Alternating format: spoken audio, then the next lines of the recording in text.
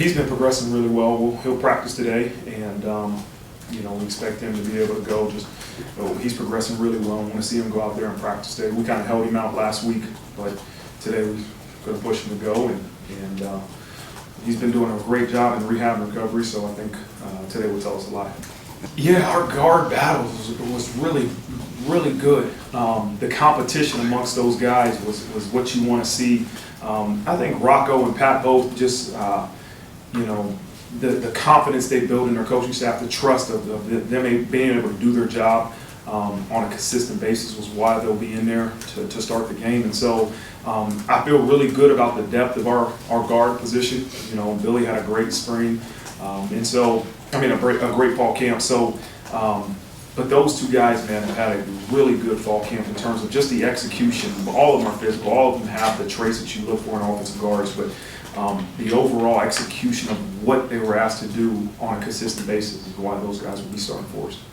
Everything I get up here often and say challenge everything, right? And it's a part of growth. It's part of the experience of last year and saying, okay, how can we get better in terms of how do we make sure this group of guys are ready to play this first game? That's what it's about, is getting this group ready to perform at its highest level for the first game. And so it was meeting with a group of individuals, our sports performance team, really kind of researching other ways of doing it, and coming up with an original plan that we tinkered with throughout the fall camp.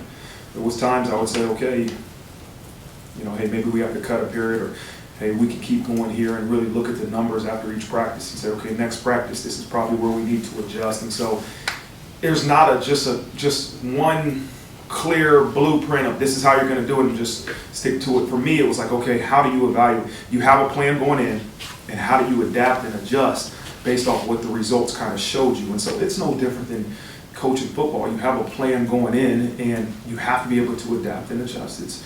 Adaptability is so important. So that's kind of what happened. Yeah, we created a new plan based off last year's evidence, based off researching with other people and other ideas, but the ability to really be adaptable post-practice was extremely important. Yeah, I think I am a little, I would be lying if I wouldn't say that I was a little bit surprised. I mean, you got some guys that had not shown in the game, right? The Jason Anyes, the Junior Tuhalamakas, the Josh Burnhams, the Gabe Rubios, those guys that really haven't played much defense in game situations that we're going to be able to count on. We're going to use those guys. We know what Javante played at Ohio State. We know what Riley and Howard and some of those guys can do. Jordan Vitello's had a really good camp. And so I think Coach Wash has done a great, that's been a room where at times you pull out Howard Cross and Riley Mills and say, get Anya in there with the ones, get Rubio in there with the ones. Let's see what they can do against really good players. Our edges go against Joe Alt and Blake Fisher every day. That's going to make you better, or it's going to expose you, one or the other. And so Coach Wash has done a great job of rotating those guys, finding roles for those guys, and really developing the depth of that room.